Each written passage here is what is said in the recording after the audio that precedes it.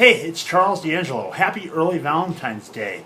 It's not all that often we stop and we really think about how much we have to be grateful for, how much our relationships, those around us that we see day to day, week after week, month after month, how much those individuals really mean to us.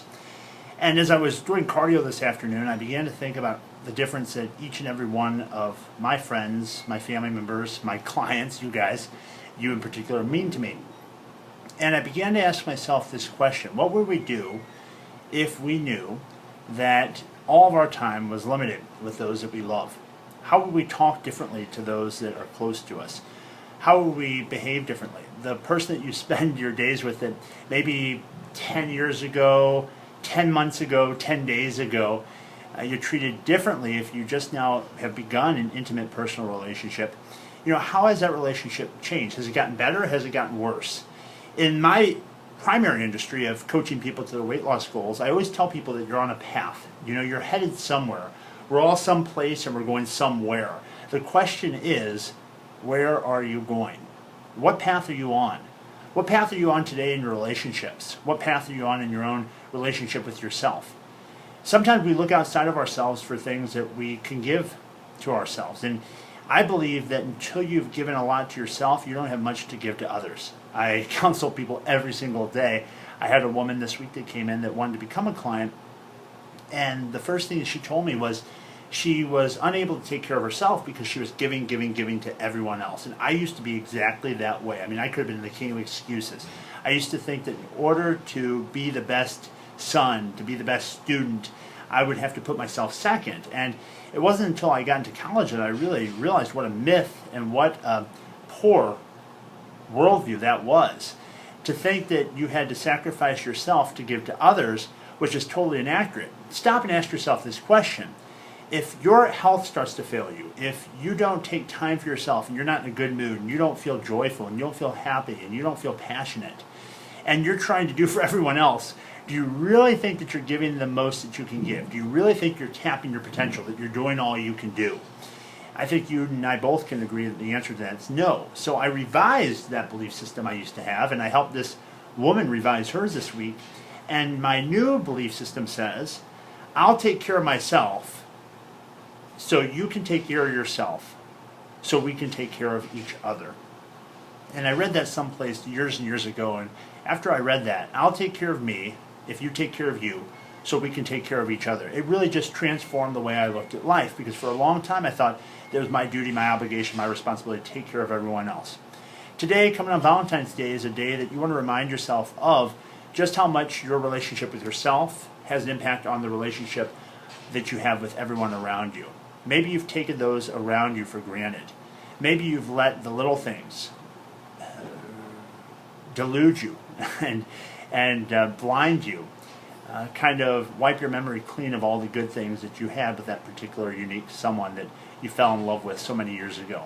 I just am asking you to consider today to take a few minutes and take an inventory of all the things you're grateful for about the person that's closest to you. And if you don't have a one-on-one personal intimate relationship, begin to think about who would you have to become to have that type of person in your life. And start from there. If you start working hard on yourself, you'd be amazed at how the universe around you changes and how opportunities just start to flow in abundance to you. But it all starts with you. So if you're in a committed relationship, there's kind of three places. You're either in a relationship, you're looking for a relationship, or you don't want a relationship. If you're in a relationship, I just challenge you to remember you can always make even great situations better. Some of the people that are my heroes were known for that. People that didn't accept the status quo. People that didn't accept mediocrity. They didn't allow others or other people's belief systems to influence theirs and to limit what they thought was capable. I heard a wonderful saying recently that no one that was ordinary ever made history. No one that was normal ever made history. And when you really stop and think about that, it's such an impactful statement and really hits home the point I'm making, that you can, even if your relationship's great, you can make it even better. And the way you do that is not ask more from the other person, but ask more from yourself. Ask more of what you can do to light that other person up, to really make their world that much more magical. Think back to when you first fell in love, if you're in a relationship, and think about how you just longed to be with that person. I mean, everything they did was cute, was great. Now, the things that they do, just calling you, say, oh my gosh, it's her again, or oh my God, it's him again.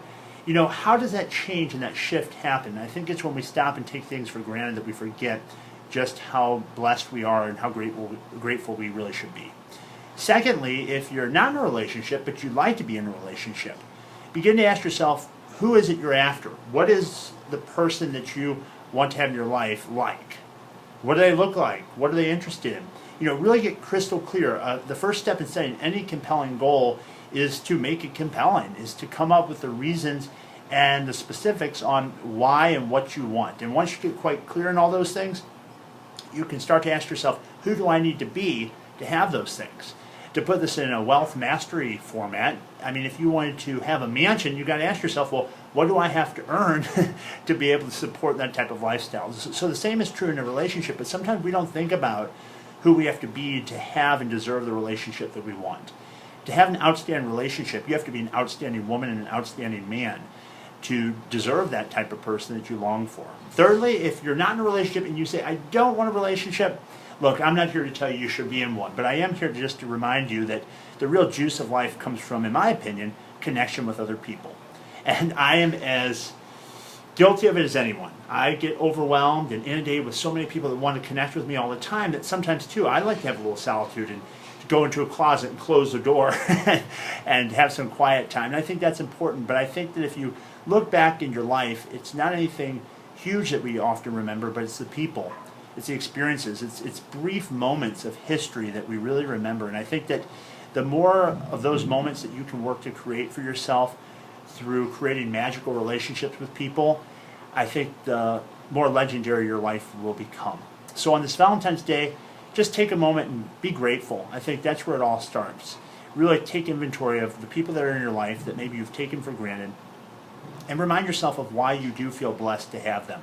Because all too often that we fall prey to getting busy and urgency takes over.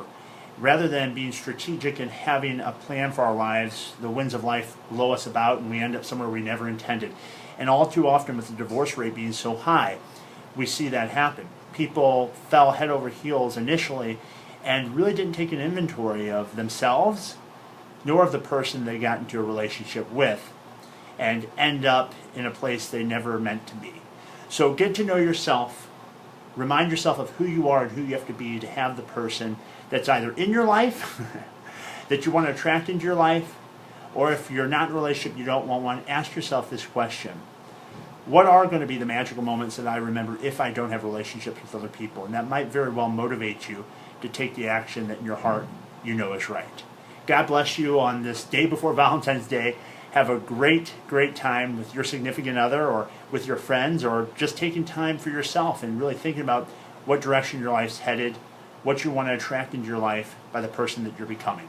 God bless you, and I'll talk to you soon.